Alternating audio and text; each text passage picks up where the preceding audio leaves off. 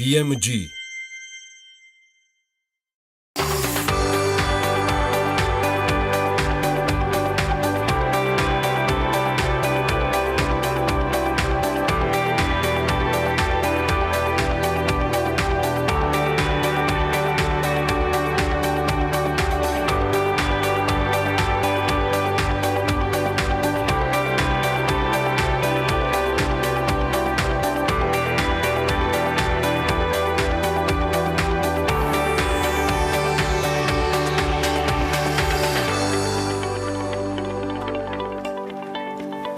არასამთავრობო ორგანიზაცია სიდას ყოფილი ხელმძღვანელი ზვია დევდარიანი მზად არის მის წინააღმდეგ გამოთქმულ ბრალდებებზე შინაგან საქმეთა სამინისტროსთან, პროკურატურასთან და სახალხო დამცველის აპარატთან ითანამშრომლობს.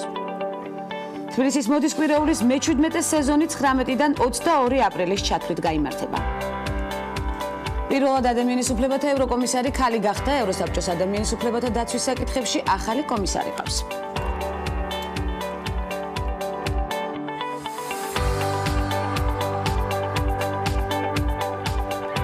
ამერიკულ ჟურნალ Vogue-დან შესაძლოა მთავარი რედაქტორი ანა ვინტური წავიდეს გამოცემა Page 6-ის ინფორმაციით ვინტური თავისი პოსტის დატოვებას ივლისში საკუთარი შვილის ბი შაფერის ქორწილის შემდეგ აპირებს. ვარაუდობენ, რომ Vogue-ის მთავარი რედაქტორის პოსტს ედვარდ ენინფულუ დაიკავებს, რომელიც ამჟამად ჟურნალის ბრიტანულ ვერსიას ხელმძღვანელობს. 68 წლის ვინტური გამოსამშვიდობებელი წერილის დაწერას New York Times-ის ჟურნალისტებს შეპირდა. ანა ვინტური მოდურ ჟურნალ Vogue-ს 1988 წლიდან ხელმძღვანელობს. ვიცით ეს ფაქტი, გასული წლის ნოემბერში ვინტური მასობრივი მედიის გასართობ სფეროში ყველაზე გავლენიანი ქალი გახდა და არც ეს გამოგჩენია ცხადია ქალების ნარატივის სერიალში. ანა ვინტურს წარმატებას უსურვებთ მორიგ გადაწყვეტილებაში და მივადევნებთ თვალყურს მის მორიგ ნაბიჯებს. მანამდე გავიგოთ დღევანდელი სტუმრების ჩამონათვალი და ვნახოთ ნარატივის ანონსი.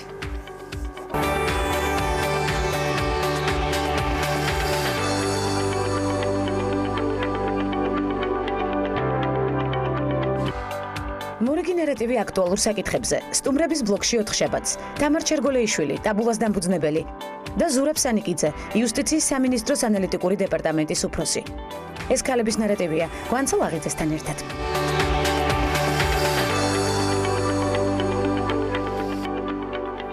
რეგიონული განვითარებისა და ინფრასტრუქტურის მინისტრი მაეც კიტიშვილი რწმუნებულ გუბერნატორებს შეხვდა სამუშაო შეხვედრაზე რეგიონებში. არსებულ პრობლემებზე, ასევე მიმდინარე და დაგეგმილ ინფრასტრუქტურულ პროექტებზე ისაუბრეს. უწყების ინფორმაციით მაეც კიტიშვილმა ყურადღება რეგიონების საინვესტიციო პოტენციალსა და განვითარების პერსპექტივებზე გაამახვილა. საუბარი შეეხო მოსახლეობის პირველად საჭიროებებს და სერვისების გაუმჯობესების აუცილებლობას მინისტრმა ადგილებზე, არსებულ მდგომარეობასა და პრიორიტეტებზე გუბერნატორებისგან დამატებითი ინფორმაცია მიიღო და მათი წინადადებებიც მოისმინა.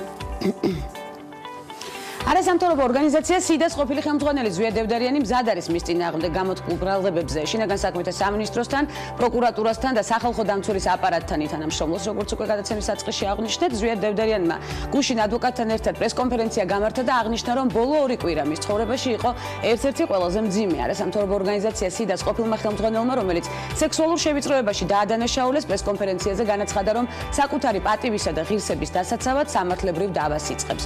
როგორც დევდარიანის ადვოკატი დიმიტრი გაბუნია აცხადებს, ისინი აპირებენ უჩივლონ კონკრეტულ პირებს და არა მედიას ან რომელიმე კონკრეტულ გაერთიანებას. მისივე თქმით, დევდარიანის საქმე უნდა გახდეს პრეცედენტი, რომ მომავალში ყველა კონკრეტულმა პირმა იცოდეს, რომ ადამიანის კონსტიტუციური უფლებების ხელაღების შელახვა უდანაშაულობის პრეზუმპციის დარღვევაა, პირადი მიმოწერის გასაჯეროება და ოჯახის ღირსების შელახვა სამართლებრივი რეაგირების გარეშე არ დარჩება.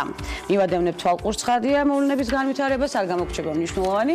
ეკონომიკისა და მდგრადი განვითარების სამინისტროს ტურიზმის ეროვნული ადმინისტრაციის და პროგრამა აწარმოეს საქართველოში მხარდაჭერით. თბილისის მოდის კვირაულის მე-17 სეზონი 19-დან 22 აპრილის ჩათვლით გაიმართება, როგორც უკვე აღნიშნეთ, კვირაულის მხარდამჭერია საქართველოს კულტურისა და სპორტის სამინისტრო და თბილისის მერია. ტურიზმის ეროვნული ადმინისტრაციის მხარდაჭერით თბილისის მოდის კვირაულს ამ სეზონზე 20-ზე მეტი საერთაშორისო გამოცემა გააშუქებს. ამ სეზონზე სააგენტოს აწარმოეს საქართველოში ხელშეწყობით თბილისში რამდენიმე მნიშვნელოვანი მყიდველი ბაიერი ჩამოვა და ქართველ დიზაინერებს მიეცემა ჩანსი, რომ საერთაშორისო გაყიდვები მნიშვნელოვან პარტნიორებთან აწარმოონ. ეს ძალიან მნიშვნელოვანი ხაზია და არაერთხელ გაგვიხილავს ცხადია ქალების ნარატივში კონკრეტული თემა.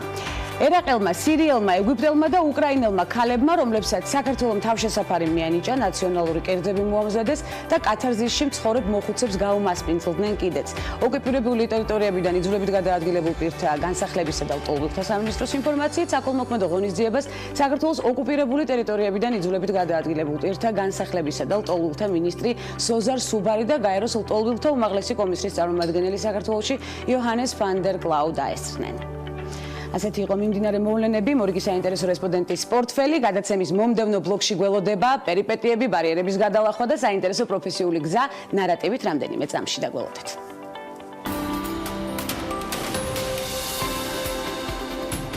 თინა ბრაუნი, ჟურნალისტი, ჟურნალის რედაქტორი და ток-შოუ The Diana Chronicks-ის ავტორია. ბრაუნი 1953 წელს დაიბადა ბრიტანეთში. 2005 წელს კი ამერიკაში გადავიდა საცხოვრებლად. 17 წლის ასაკში ჩააბარა ოქსფორდის უნივერსიტეტში და ინგლისური ლიტერატურის ფაკულტეტის ბაკალავრის ხარისხის დიპლომი აიღო. აქტიურად იყო ჩართული უნივერსიტეტის ჟურნალის საქმიანობაში. სტუდენტობის ასაკში ასევე თამაშობდა უნივერსიტეტის თეატრალურ დასშიც. 25 წლის ასაკში გახდა ჟურნალ თეკლერის 1994-92 წლებში კი ჟურნალ Vanity Fair-ისა და The New Yorker-ის რედაქტორი. 2000 წელს ბრაუნმა ბრიტანეთის იმპერიის მეთაურის ორდენი მიიღო საზღვარგარეთ ჟურნალისტად მსახურებისთვის, ხოლო 2007 წელს ჟურნალისტთა დიდების ხეივანში შევიდა. 2008 წელს მიიღო ჯორჯ პოლკის და 10 ეროვნული ჟურნალის ჯილდო. იმავე წლის ოქტომბერში ბრაუნმა ბარი დილერთან თანამშრომლობით დააფუძნა ამერიკული news website The Daily Beast, რომელიც 2010 წლისთვის ამერიკული ყოველკვირეული news ჟურნალი გახდა. 2013 წლის სექტემბერში ბრაუნმა დატოვა ჟურნალის რედაქტორის პოსტი და ახალი თინა ბრაუნ მედია გახსნა, მედია ბისთან ერთად. ბარაკ ობამას პრეზიდენტობის პერიოდში ბრაუნმა მხარი დაუჭირა ერთსქესიანთა ქორწინებას. ასევე ის Women in the World-ის ყოველწლიურ მსოფლიოს სამიტზე ქალთა უფლებებს ანჯელინა ჯოლისთან, შერილ სენდბერგთან და კრისტინ ლაგარდთან ერთად იცავდა.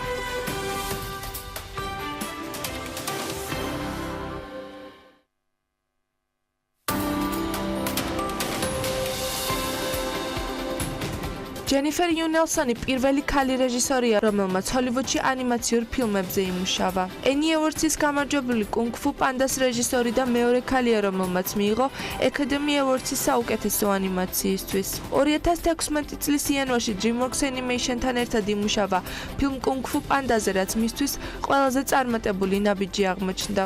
მულტიპლიკაციურ ფილმზე მუშაობა პირადად მისი ინიციატივა იყო, რამაც მოგვიანებით Forbes-ის მიხედვით 665 მილიონი ამერიკული დოლარი შემოუტანა და ამ თანხით გახდა ყველაზე მაღალანაზღაურებადი ქალი რეჟისორი. ამავე წელს გახდა Academy of Motion Pictures and Sciences საბჭოს წევრი, ასევე შედგა იუნელსონისა და მწერალ ალექსანდრა ბერკენის კოლაბორაცია ფილმისთვის The Darkest Minds. 2017 წელს იმუშავა მულტფილმ გაყინულზე, რომლითაც მეორედ მოხსნა რეკორდი როგორც ქალ რეჟისორმა. გახდა პირველი ქალი, რომელმაც Academy Awards-ის საუკეთესო ანიმაციური ფილმისთვის მიიღო ჯილდო. ჯენიფერ იუნელსონი 1972 წლის მაისში სამხრეთ კორეაში დაიბადა. ბავშვობიდანვე დაინტერესებული იყო ხელოვნებით. მოგვიანებით კალიფორნიის სახელმწიფო უნივერსიტეტში ჩააბარა ხელოვნების ფაკულტეტზე. ჯენიფერი ანიმაციის ბიზნეს Jetlag Production-ში 4 დასთან ერთად ჩაერთო, ხოლო 1997 წელს გახდა HBO სტენოგრამის მხატვარი ტოდ მაკფეინის სერიებისთვის. 1998 წელს ჟიუ შეუერთდა DreamWorks Animation-ს მხატვრული ხელმძღვანელის თანამდებობაზე, სადაც იმუშავა ისეთი ანიმაციური ფილმებისთვის, როგორიცაა მადაგასკარი, სპირიტი და სინდბადი. დღევანდელი მონაცემებით ჯენიფერ იუნელსონის კაპიტალი 400,000 ამერიკულ დოლარში ადგენს.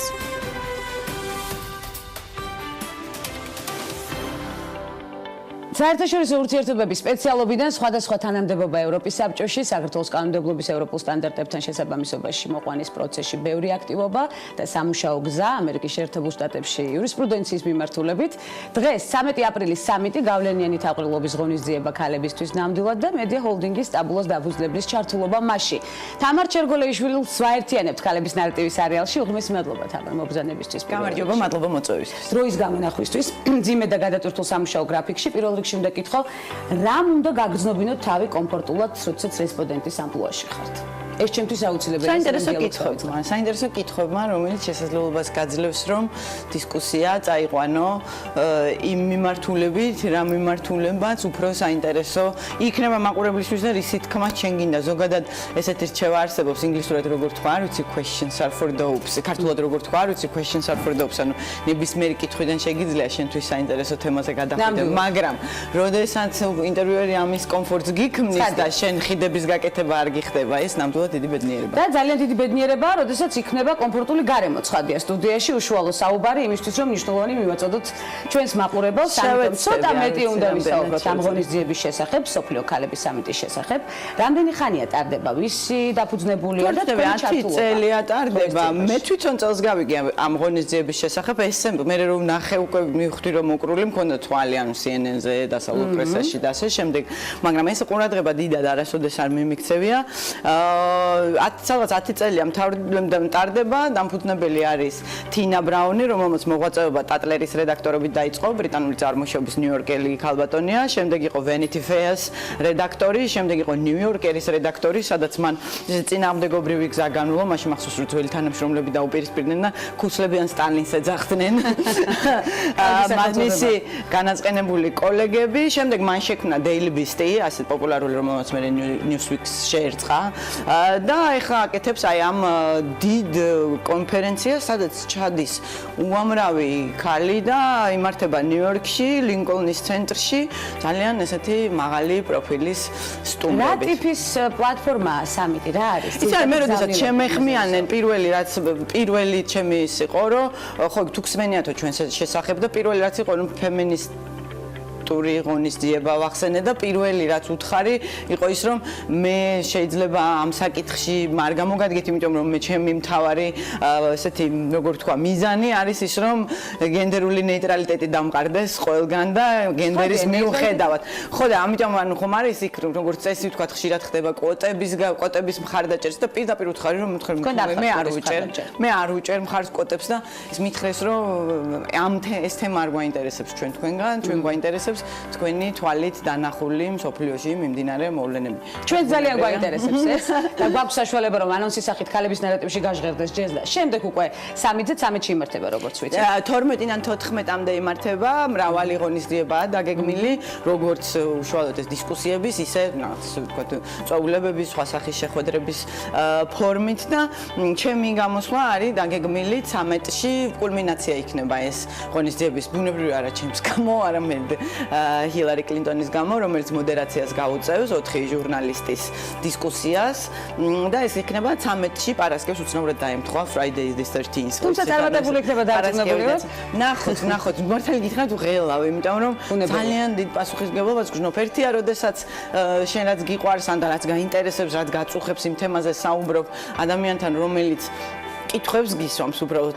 მეორეა, როდესაც ამ კითხვებს სვამს ის ადამიანი, რომელიც ერთგვარულ წვლილი აქვს შეტანილი იმ საერთაშორისო წესრიგში, რაც დღეს გვაქვს, ხო, ამერიკის სახელმწიფო მდივნის სტატუსით. ამიტომ ბუნებრივია ძალიან დიდ პასუხისმგებლობას მაკისრებს. თავის საკითხი რაც გინდა ღელავ ეთერში შესვლის წინ ღელავდი ხოლმე, აი ტაბულაზე ეთერი რომ მიმყავდა, მაშინ ახლა წარმოიდგინეთ, ახლა აქ ამ მდგომარეობაში ვარ, კედელზე ახლა წარმომიდგენია. კარგი გამომივიდეს. ნამდვილად, როდესაც სხვა შორის ასეთი ღელვა ახლავს მსგავს ღონისძიებას თუ სხვადასხვა გადაწყვეტილებას მიღებას ყოველთვის არის წარმატებული. მე ჩემ თავზე დაკვირვებული ვარ ასე, როდესაც წინაპირობა არის ღელვა, შემდეგ უკვე აუცილებლად გადაევლის ეს ღელვა და იქ სადაც შედეგი უნდა დავდოთ, იდება შედეგი. ვინ არიან ამ გზავნილების ძირითადი ბენეფიციარები, რომ გადახტებით იმედია, რომ ისევ მოხდებით ჩვენთან სტუდიაში და ვისაუბრებთ ამ საკითხზე. საერთაშორისო ორგანიზაციები ძალიან მახარებს ეს ფაქტი, უღრმესი მადლობა ამისთვის. სხვა ქვეყნის მთავრობები, ვინ არიან ამ გზავნილების ძირითადი ბენეფიციარები? კი ბატონო, ანუ თვითონ ჩემ პანელზე იქნება 4 ჟურნალისტი, ჩემი ჩათვლით. პრინციპში მე ისიც აუხსენი, რომ აქტივისტი, ჟურნალისტი, რომელი ვარ, უფრო არც ვიცი, განათლების ჟურნალისტი საერთოდ არ ვარ. მოკეთ, ჩემს გარდა იქნება ევგენი ალბაცი, New Times-ის რედაქტორი, რუსი ოპოზიციონერი ჟურნალისტი.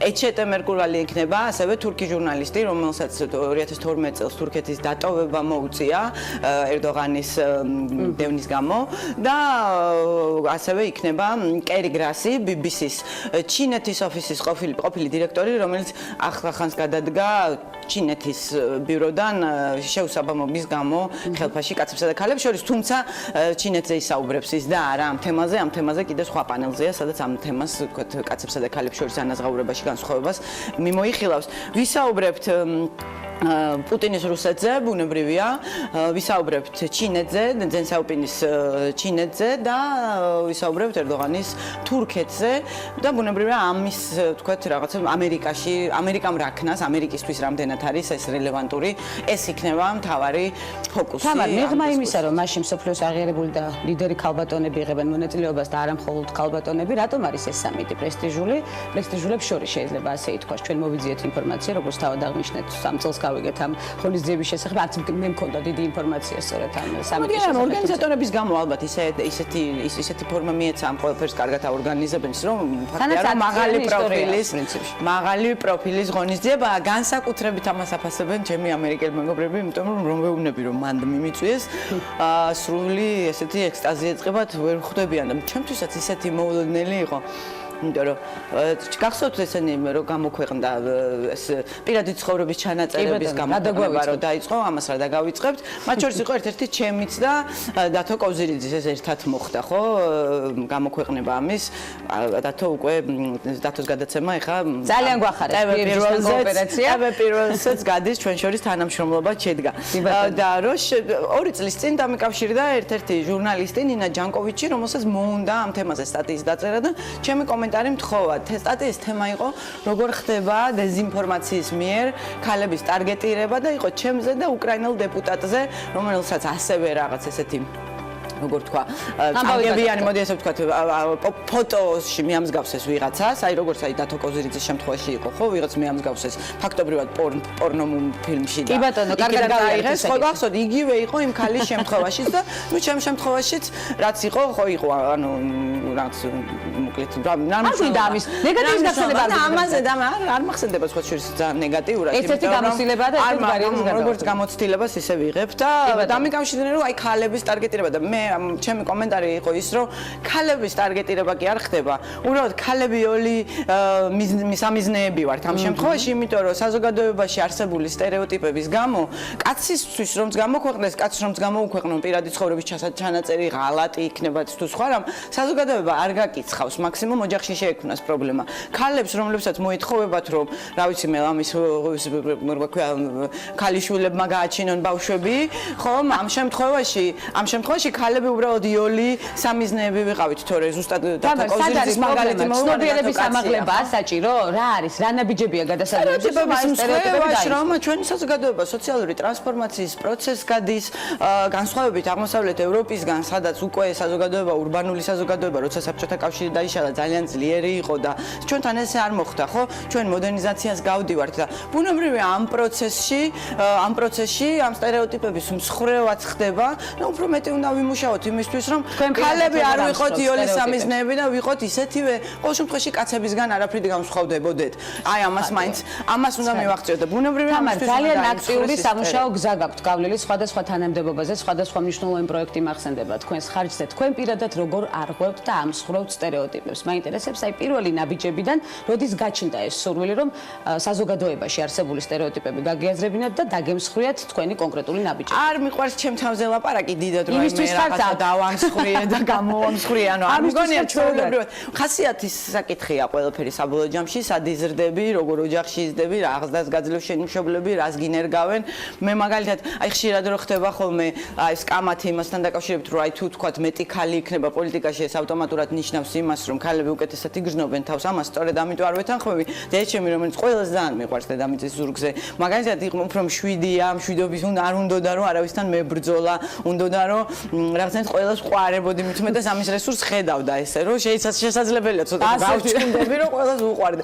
განსხვავებით მამა ჩემისგან, რომელიც სულ მინთებდა, სულ მაგულიანებდა, რომ მე ეს გამომივა, რომ ჩემი აზრი უნდა ვთქვა, რომ ყველას რაცაც ვფიქრობ, ის უნდა ვთქვა, სკოლიდან დაწყებულის პრობლემები მქონდა. ამის დაბალანსება შესაძლებელია პრინციპში. სკოლიდან დაწყებული მქონდა პრობლემები, მახსოვს დედაჩემი რომ მიდიოდა მშობელთა კრებაზე, მოდიოდა სწავლასთან დაკავშირებით, ბუნებრივია არანაირი პრობლემა არ ქონდა, მთავარი პრობლემა იყო ყოფაქცევა, იმიტომ რომ მასწავლებლებს უეპასუხებოდი და და მე ვიტყოდი რომ ხშირად წყობიდანაც გამომყავდა, იმიტომ რომ არ ვეშვებოდი, ესე თუ წინააღმდეგობას დავინახავდი და ვთვლიდი რომ მე მართალი ვარ მით უმეტეს და იყო ხოლმე ის რომ აი კლასელი მყავდა ერთი, აი ბიჭებს მაი მიშიკო დარჩიაშვილი, ხო ბიჭია ის რატო არ იმის მშობლებს რატო არ ეუნებიან ამდენ საყვედურს მიშიკო დარჩიაშვილი ახლა გვიყურებს იმედია და მოვიკითხოთ მიშა დარჩიაშვილი ამერიკის ჩვენ საელჩოში მუშაობდა, მე ამერიკაში ჩემი კლასელი არის, მე თავდაცვის სამინისტროში იყო მგონი მოადგილე იყო ალასანიასი და ეს ქონდა აი მიშიკო დარჩიაშვილი, ვაუნები დამანებე თავი ამ მიშიკო დარჩიაშვილი. საზომი იყო ერთ-ერთი მიშიკო დარჩიაშვილი. რატო არ ეუნებიან ამდენ საყვედურს, რატო მეუნებიან მე, ანუ გოგოს მშობელს ყოფაქცენი ყოფშენი მოგწევი. აპკა ჩაგირტყიათ თავში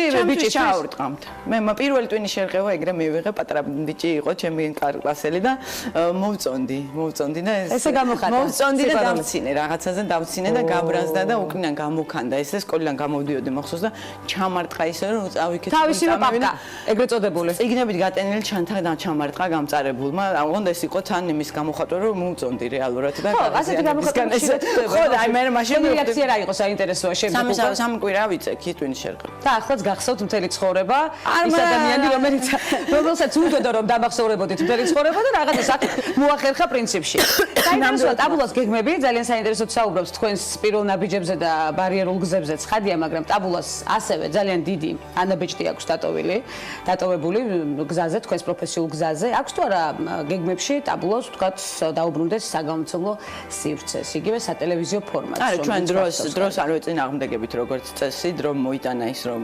ინტერნეტის როლი იზრდება ტრადიციული მედიის როლი მცირდება ამიტომ ჩვენ მივყვებით დროზე და ვცდილობთ რომ იქ გავიმაგროთ მით უმეტეს რომ ეს დრო ჩვენ სასარგებლოდ მოქმედებს განსხვავებით ტელევიზიისგან ინტერნეტში ნაკლები რესურსით შეგიძლია რომ პოპულარული იყო და საბოლოო ჯამში ანუ როდესაც ტაბულას ვაკეთებდით მაშინ მახსოვს რომ პირველი ეს როგორი ჟურნალი გინდა რომ როგორი მედია გინდა რომ გააკეთო და ამისთვის კითხვა და პასუხი ჩემი იყო და რეალურად ეს მინდოდა რომ ეს ყოფილიყო არა რაღაცა ელიტისთვის ან განსაკუთრებულად ჭკვიანებისთვის განკუთვნილი ჟურნალი არამედ ნებისმიერი ადამიანისთვის ხელმის ანუ მისაწვდომი და ნებისმიერი ადამიანისთვის გასაგებ ენაზე გვეწერა ყოველგვარი პრეტენზიის გარეშე რაღაც ექსკლუზიურად ჭკვიანობაზე.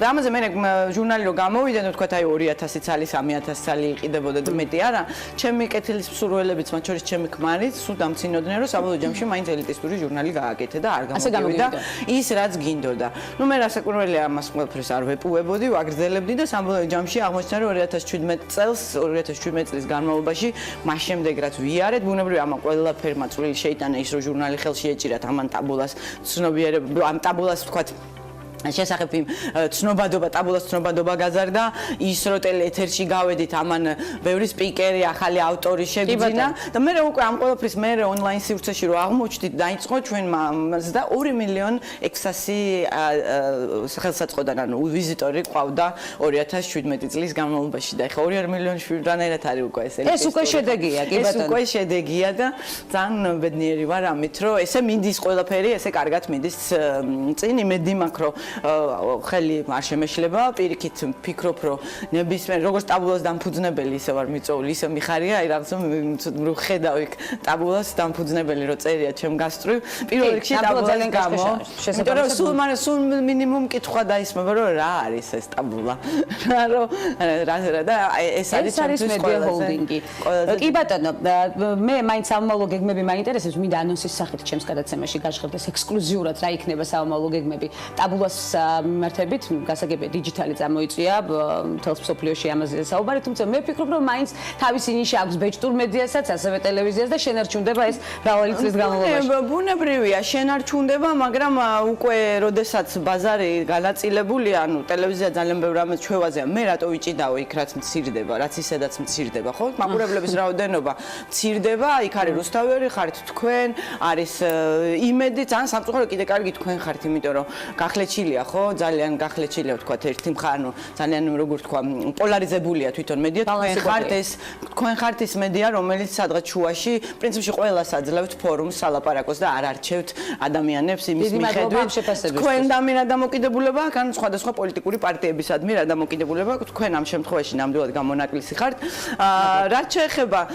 თვითონ გეგმებს კიდევ ერთხელ ვამბობ ანუ იქ სადაც სივრცეა ბუნებრივია იქ მირჩევნია კონკურენციის გაწევა სხვებისთვის ვიდრე იქ სადაც სივრცე იზრდება უბრალოდ ვიდრე სადაც სივრცე მცირდება ბუნებრივი რეაქცია ჩემი მხრიდან ამიტომ ონლაინ ვაპირებთ გაგრძელებთ ტაბულას ძირითადად მთავარი ის არის რომ 50%-ზე მეტი სადღაც 60% არის 35 წელს ქვემოთ ჩვენ გვინდა რომ 35 წელს ზემოთ მაყურებელზეც ანუ კითხველიც მივიბათ და გავიდეთ მათზეც ამიტომ შეიძლება ამ მიმართულებით რაღაც სამუშაო გავწიოთ თქვათ დავამატოთ ისეთი თემები რაც მათ მოსწონთ მაგრამ საბოლოო ჯამში ახალგაზრდებზე მუშაობა ძალიან კარგია და ძალიან კარგია რომ ეს ახალგაზრდები ჩაბმული ყავს წმინდა პრაგმატული მოსაზრებებიდან გამომდინარე იმიტომ რომ ეს ახალგაზრდები დიდხანს იცოცხლებენ და როცა შენ მობმული ყავს დიდხანს მოყვება შენ შესაბამისად ბუნებრივია სტრატეგიული გათხოვა ბუნებრივია ეს ჩემ მოგონილი არ არის ეს ნებისმიერ დასავლურ მედიას ვკითხო ახალგაზრდაზე ნადირობს იმიტომ რომ მე ის დიდხანს მიყვება მას როგორც მკითხველი ასე რომ ეს კარგი საფუძველია მაგრამ დღევანდელ დღეს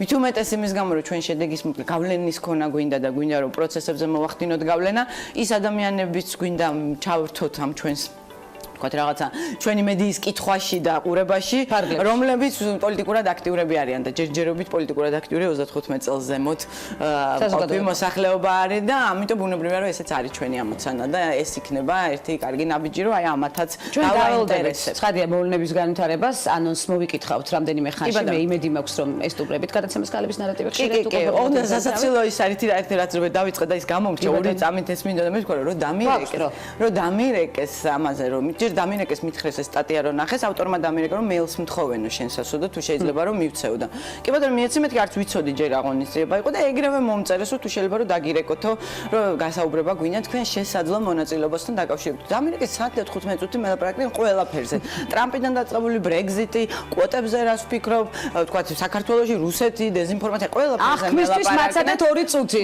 იყო შიგთავში ხო და რომ და ერთ დაგიკავშირდებითო მითხრეს და ძალიან მალე მომწერეს რომ დაგამტკიცეთ სპიკერად. ბუნებრივია ძალიან გამიხარდა და ძალიან დიდი ფორუმია და ტაბულასთვის ძალიან კარგია, ჩემი იქ მოხვედრა ყველაფრისთვის საერთოდ და დაახლოებით 3 დღეში პარასკევის აღამო იყო, მე და ჩემი ქმარი აღნიშნავდით რაღაც კარგი რაღაც მოხდა იმ დღეს კიდე ბავშვებთან დაკავშირებით და აღნიშნავდით ამას მე საერთოდ ღვინოს ვსვამდი, ანუ ეს ნასვამი ვიყავი, რომ ღამე მირეკავს ნიუ-იორკის ზარი შემომდის, ღამის 12 საათია თუ პირველი საათი პარასკევი ღამეა.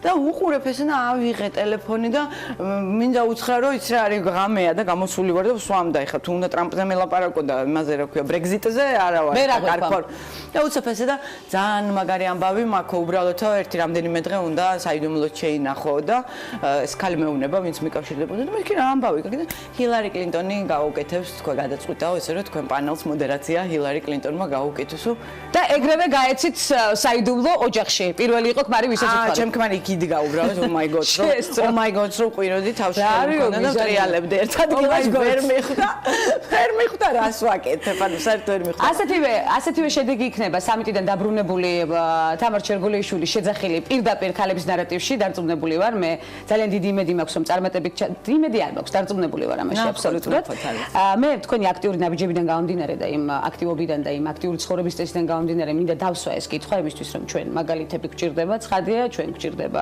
ბარიერების გადალახვის მაგალითები და სხვადასხვა ასევე განტვირთვის მაგალითებიც აქტიური სამუშაო გრაფიკში მყოფი ადამიანებისთვის მნიშვნელოვანია. სად არის ის ადგილი, სადაც მუდმივი აქტიურობისგან ისვენებთ? საინტერესოა მეორე ხარეს დანახვა. ესე ვისვენებ ზღვაზე ორი კვირა თუ გადა 3 წელი არ დამისვენია გამომდინარე. აი გიგი უგოლავარაც დაიჭირეს მას მერე ზაფხულში ესე საფუძვლიანად არ დამისვენია და იმედი მაქვს რომ წელს ამას მოვახერხებ. ანუ ერთი ეგ არის რომ ზღვაზე ვისვენებ, მაგრამ ისე ზოგადად რო გითხრათ რომ განტვირთვა არ არის ჩემთვის ის თქვათ რასაც ჩართულობა ანუ ესე ვიტვირთები არ სამუშაო პროცესშიც მაშინ ხანდახან ვერ ხვდა გიგას და მე ესეთი დივანი გვაქვს სახში რა სადაც გრძელი მხარე უყურებს ტელევიზორს და აქეთ-აქ მოკლე მხარე რა და მე გიგას ტელევიზორს უყურებს და მე ზურგი ტელევიზორისკენ თავი ტელევიზორისკენ კომპიუტერთან ვარ და ვერ ხვდება რას ვაკეთებ ანუ Facebook-ზე ვიღაცასთან ვერთობი კლინტონთან ერთად გამოსვლის სიტყვას ვწერ თუ რა იმიტომ რომ გამომეტყველება ერთნაირი მაქვს მე სულ ვერთობი ესეთი გამომე ვერ ხვდება საერთოდ რას ვაკეთებ რას თამაშობ გეკითხება არაფერი უცებ ვეტყვი რომ აი ამის თქმას ვაპირებ კლინტონთან და როგორ ფიქრობ სწორია თუ არა ეხა ამას წერდი კი ამას მე ერთგვარი ბლიც კითხვების ფორმატი მინდა რომ გამოვიყენო იქიდან გამომდინარე რომ ცოტა გვაქვს დრო საინტერესოა როგორია თამარი სამზარეულოში საყვარელი კერძი რომელსაც თავადაც სიამოვნებით ამზადებთ სამზარეულოში როგორი ვარ? რავი, არა ვარ როგორც წესი სამზარეულოში, არ მიყვარს კეთება, მიყვარს ჭამა სამაგიეროდ, მაგრამ რაცა თუ რამეს ვაკეთებ, გამომდის ნორმალურად გამომდის. ერთად მე ჩემი თავი პრობლემა ის არის, რომ ჭამა მიყვარს ძალიან და რომ ვაკეთებ თან სინჯავ და მე სინჯავ ამას ვაკეთებ და მე ნაყრდები და მე აღარ მშია და შემთხვევაში ასე ხდება ხოლმე. ხო და კითხვა რომელიც ჟურნალისტისგან გაღიზიანებთ? არის ასეთი გამორჩეული კითხვა. პირად ცხოვრებაზე კითხვები არ მიყვარს ხოლმე. საჩუქარი რომელიც მუდმივად გახარებთ? საჩუქრებიც არის, არ ვიცი რა מחარებს ესე მუდმივად. ზოგადად მიყვარს რომ საჩუქრებს ცოტა ისე მჩუქნიან, ფრთხილად მჩუქნიან ის ადამიანები, ვინც მიცნობ, იმიტომ რომ ჩემით მიყვარს არჩევა ყველაფრის და არის ციანის მომეწონება, თუ არა ძირითადად ტელეფონი და კომპიუტერი მიხარია ხოლმე, იმიტომ რომ ორივეს ვუყურებ. წოდის გაქვს დაბადების დღე 25 მაისს და აუცილებლად მივიღებ ერთ ან მეორეს. ძალიან დიდი გამოწვევის წინაშე დგას მეგობართა რაზმი თამარის წარმომიდგენია. არა, მეგობრებს არ ტვირ თავ ჩემს მეგობრებთან ძალიან გართობა მიყვარს და გასვლა და ისე. თავარი არის რომ კომპიუტერი და ტელეფონი ყოველთვის ადვილი საჩუქებელია ხოლმე. კიდევ მოხვალ გადაცემაში ქალების ნარატივი. რასაკვირველია მოვა. ძალიან გაგვახარებს 25 მაისს უკვე გექნება ის შედეგი რომელიც ახლა დავაანონსეთ, ის მნიშვნელოვანი სამიტი რომელიც ნამდვილად მნიშვნელოვანია თქვენს პროფესიულ გზაზე. არავის შემთხვევაში არ დაიძაბეთ, ჩემ გადაცემაში სტრესი არავის მოსვლია. დაბავთ, იმიტომ რომ მეუბნებით რომ კარგად გამოგივა და მე არ ვიცი რა გამომივა. მე დარწმუნებულია თქვენ შესაძლებლობებში. თქვენც დარწმუნდებით 14-ში დავკავშირდებით ერთმანეთთან და მივიღებთ შედეგს. დიდი მადლობა მობრძანებისთვის, საინტერესო დიალოგისთვის. გელოდებით კვლავ ქალების ნარატივის სერიალში. თამარ ჩერგულეიშვილი ტაბულას დამფუძნებელი, როგორც თავად უყვარს, ასე გამოვაცხადეთ. ზუსტად სტუმრობდა გადაცემას ქალების ნარატივი. მცირე სარეკლამო ბლოკის შემდეგ ბრუნდებით. უკვე უცხოეთში განვითარებული მოვლენებით და მორიგ საინტერესო სტუმართან ერთად დაგვალოდით.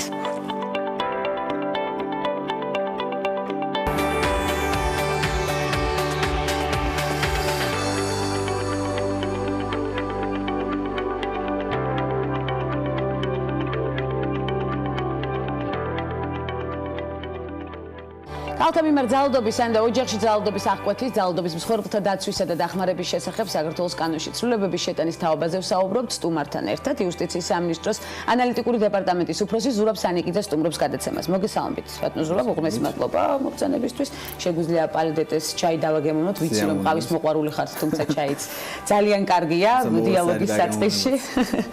კანონ პროექტის განმარტებით ბარათში მითითებულია, რომ ბოლო წლებში მნიშვნელოვნადაა გაზრდილი ოჯახური დანაშაულის მსხვერპლთა მომართვიანობა. ეს არის ძალიან საინტერესო, მაჩვენებელი არის გაზრდილი, თუმცა ჩვენ არაერთხელ გქონია საუბარი ქალების ნარატივში და სხვადასხვა ტენდენციებს ხვდებით. გაზრდილი არის, თუმცა რამდენად მნიშვნელოვნად არის გაზრდილი, ეს თქვენ შეაფასეთ. იყო თუ არა ეს კანონ პროექტის შემუშავების ერთ-ერთი მთავარი მიზეზი? მოგესალმებით კიდევ ერთხელ, მივესალმებით ჩვენს მაყურებელს. დიახ, თქვენ სწორად აღნიშნეთ, რომ ერთ-ერთი მიზეზი იყო ზუსტად მიმართვიანობის გაზრდა და ზოგადად ოჯახში ძალადობის მაჩვენების და თუმცა ნება მომეცით, რომ მანამდე ვახსენო ზოგადი მიდგომა მთავრობის, ჩვენი რა თქმა უნდა უპირველესი მიზანი არის ქალთა და ოჯახში ძალადობის მაქსიმალური პრევენცია მოვახდინოთ და მასთან ბრძოლა იყოს ეფექტიანი, ეფექტური და ეს განგრძობადი პროცესი. ეს არ მთავრდება რა თქმა უნდა მხოლოდ ამ კანონ პროექტით, ისევე როგორც არ დაწყებულა მხოლოდ ამ კანონ პროექტით, ჩვენ შარშან და შარშანწინ სტამბულის ოჯახში ძალადობის და ქალთა ძალადობის წინააღმდეგ კონვენციის რატიფიკაცია მოვახდინეთ. შემდგომ ამ კონვენციის სარატიფიკაციო დიდი ძალიან საკანონმდებლო დაახლოებით 20 კანონამდე ცვლილებაში პაკეტი ავსახეთ, რაც უკვე დღეს კანონია, ძალაში შევიდა ეს ცვლილებები. ალბათ მოგიხსენებათ სატელევიზიო ეთერებითაც, რომ თქვა ადევნების დეფინიცია შემოვიტანეთ. კი ბატონო, არაერთხელ გაგვივლია. კი ბატონო, და ადევნების სტერილიზაციის, ასევე შემაკავებელი ორდერი უფრო მაღალ დონეზე ავიყვანეთ, გავაძლიერეს პოლიციის როლი და ასე შემდეგ. ეს არის მეორე ეტაპი, ესე ვთქვათ, განგრძობადობა ამ პროცესის, იმის კანონ პროექტი, რაზეც დღეს ვისაუბრებთ. კონკრეტულად რა შეიძლება ამ კანონის ძალაში მიღების შემთხვევაში? სამინისტრომ დიახ, ჩვენ შევიმუშავეთ ცვლილებათა პაკეტი, ესეც არ არის მხოლოდ ერთი კანონი, რამდენიმე კანონში მოიცავს ცვლილებას. რამ განაპირობა, გეტყვით ამით და მე გადავალ რა არის კანონ პროექტის მიზანი და თავად არსზე. განაპირობა ერთ-ერთი ფაქტორი ზუსტად ის იყო, თქვენ თავადაც დასაწყისში როგორც ახსენეთ, რომ მიმართვიანობა არის გაზრდილი. თქვენ რომ ნახოთ 2017 წლის მთავარი პროკურორის განცხადება მისი ანგარიში საპროკურორო საბჭოს წინაშე და ტენდენცია როგორ არის განვითარებული სამწუხაროდ გაზრდილი მიმართვიანობა ნახავთ რომ თუ 2014 წელს მიმართვიანობა შესაბამისად დევნა სისხლსამართლებელი დევნა იყო ოჯახში და ქალთა ძალადობასთან მიმართებაში 500 2015 წელს დაახლოებით 1000 2016 წელს 1400-მდე ანუ იზრდება დაახლოებით ორჯერ 2017 წელს თუმცა მიმართვიანობამდე ვერ მიდიოდა. ეს არის მთავარი პრობლემა. ეს არის მთავარი მიზანი, მაგრამ 2017 წელს 2000-მდე სისხლსამართლებრივი დენას კი არის დაწყებული და 2018 წლის 3 თვეში 1402 შემაკავებელი ორდერი არის გამოცემული უკვე კონკრეტული პირების მიმართ. ეს ერთი მხრივ, ანუ იმის ინდიკატორი და კოეფიციენტია, რომ მიმართვიანობა იზრდება, ეს კარგია, ეს ცნობიერების ამაღლებას, ადამიანის უფლებების დაცვასაც მიანიშნებს, შესაბამისად ჩვენმა მოქალაქეებმა ისწავლა ის, რომ უკვე მიმართოს ორგანოებს იმისთვის, რომ მათ მოახდინონ ამის დაცვა და ჩვენ ამის შესაბამისი პერკედები გაგვაჩნია. თუმცა კიდევ არის ამის გენაბიჯები გადასახმელი ძალიან ბევრია, რომელიც თავს იკავებს. რა თქმა უნდა, თავის თავად და ზუსტად ეს ჩვენი კანონპროექტი არის ამის ერთ-ერთი მთავარი გამოძახილი. საერთაშორისო პრაქტიკა ზოგადად ცხადყოფს, ერთ-ერთი მთავარი ფაქტორი და ბერკეტი იმის, რომ მოხდეს პრევენცია და ჩვენი მთავარი მიზანი არის პრევენცია, ზუსტად თქვენაც ახსენეთ, რომ შეიძლება ადამიანმა არ მიმართოს, მაგრამ იმისთვის, რომ ეს არ მოხდეს, ამის მთავარი მნიშვნელოვანი ელემენტი ზუსტად არის პრევენცია. ან თუ მოხდა, ну სამწუხაროდ რა თქმა უნდა, ყველა დანაშაული ხდება, მაგრამ მთავარია, რომ ამის ზუსტი, ეფექტიანი კანონმდებლობა და ასევე ბერკეტები და პრაქტიკა გქონდეს ადგილზე, ეს ზუსტად ამას უზრუნველყოფს ის მიდგომები და ასევე ის კანონპროექტი, რაზეც დღეს ვისაუბრებთ. ანუ მთავარი მიზანი რა არის, რაზეც ვამბობდი, რომ საერთაშორისო პრაქტიკა ეგრეთ წოდებული საუკეთესო გამოცდილება, რასაც ხატყობს, რომ ოჯახში და ქალთა წინააღმდეგ ეს არ არის მხოლოდ ქალთა ძალადობის დაცვა, ესეც უნდა გავუსვათ ხაზი, ოჯახში ძალადობა უფრო ფართოა. რა თქმა უნდა, ქალთა სეგმენტი არის ერთ-ერთი მნიშვნელოვანი სენსიტიური, თუმცა ის იცავს ნებისმიერ პირს, ასაკის, სქესის და ნებისმიერი ნიშნის ბავშვი თუ ქალი ცხადია. და ერთ-ერთი მნიშვნელოვანი ფაქტორი ზუსტად ჩვენი ცვლილებითაც შემოდის, ამ ახალი ცვლილებებით, რომელიც უკვე პარლამენტშია წარდგენილი და საკომიტეტო მოსმენები არის დაწყებული, არის ის, რომ იარაღის შეზღუდვა ხდება ამ კონკრეტულ შემთხვევებში. ანუ იარაღის შეზღუდვა, იარაღის სარგებლობის შეზღუდვა, სარგებლობა გულისხმობს ნებისმიერ სარგებლობას, ეს იქნება დამზადება, ეს იქნება შეძენა, ეს იქნება გადატანა თუ ასე შემდეგ, ფლობა, შენახვა, ნებისმიერი სახით იარაღის შეზღუდვა, ეს არის ერთ-ერთი მნიშვნელოვანი ფაქტორი ზუსტად იმის, რომ ოჯახში ძალადობა კიდევ უფრო მეტად დავიცვათ, მოვახდინოთ მისი პრევენცია და მასთან ბრძოლა. ჩვენ კონკრეტული ცვლილებებით, აი ჩვენს მიერ შემუშავებული ცვლილებებით, რომელიც მიზანიც არის ზუსტად პრევენცია და ბრძოლა ძალადობასთან, ბუნებრივია, შემოვიტანეთ საჯელის ახალი სახე, რომელსაც დავარქვით იარაღით უფლების სარგებლობის შეზღუდვა. მანამდე, ანუ დღევანდლამდე, საჯელის ამ სახეს კანონმდებლობა არ იცნობს, ჩვენი კანონი და სამართლებრივი სივრცე და არც პრაქტიკა ბუნებრივია, ჩვენ შემოგვაქვს საჯელის ეს ახალი სახე, ჩვენ გავეცანით სხვადასხვა საერთაშორისო მიდგომებს და ეს ეგრეთ წოდებულ საუკეთესო გამოცდილებად არის მიჩნეული და ჩვენ რა თქმა უნდა ქართული საჭიროებების და გარკვეული წახნაგების გათვალისწინებით გადმოვიტანეთ ეს გონებრივი. სულ პალატებში ჩაეშვება თქვენი გათვლებით. ჩვენ ეს უკვე პარლამენტშია საკომიტეტო მოსმენებზე მთავრობამ უკვე დაამტკიცა, გადაიგზავნა პარლამენტში და ჩვენ გვაქვს გონებრივი მოლოდინი იმის, რომ ძალიან მალე უკვე პარლამენტი ამ კანონს მიიღებს. თავარი არსი არის, რა თქმა უნდა პროცედურული ნიუანსებიც არის, მაგრამ ხა დროის ინტერესებიდან გამომდინარე თავარზე გავამახვილებ ყურადღებას, ეს იქნება სასჯელის სახე 1-დან 5 წლამდე კონკრეტულ შემთხვევაში შეიძლება დაინიშნოს და რაც არის მნიშვნელოვანი, არ არის აუცილებელი, რომ იარაღი დანაშაულის ობიექტად იქნეს გამოყენებული. ანუ გამომდინარე იქედან, რომ საშიშროება ზოგადად იარაღთან ადამიანის შემხებლობა, იარაღის ფლობა და მისი შენახვა მოძალადის მიერ, მიუხედავად იმისა, ამ კონკრეტული დანაშაულისთვის მან გამოიყენა თუ არა დანაშაული, მას იარაღი დანაშაულის ობიექტად, მას შეიძლება კონკრეტულ შემთხვევაში სასამართლომ დაუდგინოს ის და გამოიყენოს სასჯელის სახით იარაღის უფლების შეზღუდვა. ამას გარდა არსებობს თუ არა კონკრეტული სამოქმედო გეგმა, სწორედ ამ პრობლემის გადასაჭრელად. თქვენ კიდევ სხვა საკითხები ახსენეთ, რომელსაც დროს ჭირდება, თუმცა მთავარი რომ თქვა. რა თქმა უნდა, პირველი ნაბიჯი ეს არის კანონმდებლობა, ეს ერთი ნაწილი ამ ცვლილებების, მეორე ნაწილსაც გეტყვით, მაგრამ ესეც არის მნიშვნელოვანი ცვლილება, იმიტომ რომ ჩვენ როდესაც სტამბოლის კონვენციის რატიფიკაცია გავაკეთეთ და შესაბამისი საკანონმდებლო ცვლილებები უკვე ავსახეთ, რაც ვახსენეთ დასაწყისში, იქ შემოვიტანეთ შემოკავებელი ორდერის ცნება, რომელიც მანამდეც იყო, მაგრამ შემოკავებელი ორდერი პოლიციის მიერ უმალვე, როდესაც ის გამოცემს, უკვე ძალაშია შესული. ანუ ადრე იყო სასამართლო ამისთვის საჭირო, დღეს სასამართლოს რჩება დამცავი ორდერი, შემოკავებელი ორდერი პოლიციის მუშაკი გამოცემს, იმიტომ რომ იყოს ეფექტიანი, იმიტომ რომ დავიცვათ მსხვერპლი, იმიტომ რომ მას მერე აზრი არ შეაცვლებინონ, ამისთვის ზუსტად ხდება ის, რომ პოლიციის როლი იზრდება ერთი მხრივ და დისკრეცია და მეორე მხრივ ეფექტურად დროულად და ადგილზე ებრძვის ის მსხვერპლის მიერ იცავს და ებრძვის ძალადობას. ჩვენ კიდევ უფრო წინ წავედით და შემოვიტანეთ გარკვეული კატეგორია დანაშაულებისა, რომელზეც შემოკავებელი ორდერის გამოცემა იქნება არა პოლიციის დისკრეცია, არამედ უკვე სავალდებულო ხასიათი იქნება ამას. ანუ მას დისკრეცია რჩება ზოგადი, ესე ვთქვათ, მაგრამ გარკვეულ დანაშაულებზე და ეს არის ძალადობრივი და სექსუალური ხასიათის დანაშაულები, აი ამ დანაშაულების მოძალადესთან, ამ დანაშაულების სავარაუდო დანაშაულებთან მიმართებაში პოლიციელს უკვე ექნება სავალდებულო ხასიათი იმისა, რომ გამოიცეს შემოკავებელი ორდერი და მე რა თქმა უნდა სასამართლო იმიჯელებს კონკრეტულ საქმეზე, თუ სისხლსამართლებრივი ნიშნები გამოიკვეთა და როგორც გითხარით, სასჯელის სახით დამატებით შემოკავებელი დამატებით იარაღის შეზღუდვაც კი შეიძლება რომ დავაწესოთ. ანუ ეს ერთიანობაში ჩვენ ხომ არ გვწამს იმისა, რომ ერთიანობაში მოგცემს იმ შედეგს, თუმცა არასაბოლოოს აი ზუსტად აქ მივიდივარ რომ სამომავლო ხედვა და სტრატეგია ბევრად ფართოა ბუნებრივია, მაგრამ მოგცემს იმ შედეგს და იმ მნიშვნელოვან შედეგს და საფუძველს იმისა, რომ ის სამომავლო გეგმაც არის კიდევ უფრო მაღალ ეტაპზე უკვე მომართული სამომავლო ბუნებრივია გვაქვს სტრატეგია, ქვეყანაში ფუნქციონირებს ასევე ოჯახში ძალადობის სპეციალური საბჭო, ეს არის უწყებათა შორისი საბჭო, სადაც პოლიტიკის განსაზღვრაში, შემუშავებაში, პრაქტიკაში გამოვლენილი ხარვეზების შემდგომ კვლავ დამუშავებაში და სამომავლო ნაბიჯების დაგეგმვაში მთავრობა, საკანონმდებლო ორგანო, სასამართლო, არასამთავრობო სექტორის საერთაშორისო ექსპერტები ერთობლივად ერთი ძალისხმევით ვართ ჯართული, გაეროს ქალთა ორგანიზაციას ასევე დიდი როლი აქვს ამ ნაწილში. მე მადლობა გადავუხადო მათ ვისარგებლობ ამ შემთხვევით, იმიტომ რომ ისინი ჩვენთან ერთად ყოველთვის არიან ჩართულნი საკანონმდებლო თუ სხვა ნებისმიერ საქმიანობაში.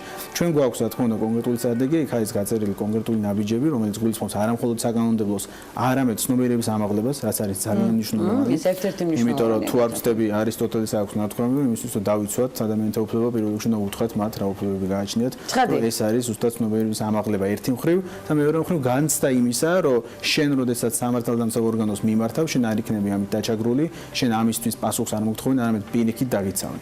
ანუ ეს განცდა ჩემი აზრით უკვე შექმნილია, თუმცა რა თქმა უნდა ეს ალბათ მაინც დროის მომენტია, რომ კიდევ უფრო გაიღრმავოს საზოგადოებამ ეს განცდა, მაგრამ ცნობიერების ამაღლება, რომელიც დაწყებულია და რომელიც მიმდინარეობს, მათ შორის შემიძლია გავიხსენოთ იუსტიციის სამინისტროს მაგალითად იმოქმედე სოციალური კამპანია, რომელიც ჩვენ ძალიან აქტიურად სოციალურ ქსელში ვიდეო რგოლებით, მათ შორის სხვადასხვა რეგიონებში ვიზიტით იუსტიციის მინისტრი უშუალოდ ჩადიოდა რეგიონებში, ძალიან მნიშვნელოვანია რეგიონებში ჩართულობა, იმიტომ რომ ეს არ არის მხოლოდ და მხოლოდ დედაქალაქის პრობლემა, ბუნებრივია და უფრო მეტიც შეიძლება რეგიონებში უფრო მეტი პრობლემაც არის.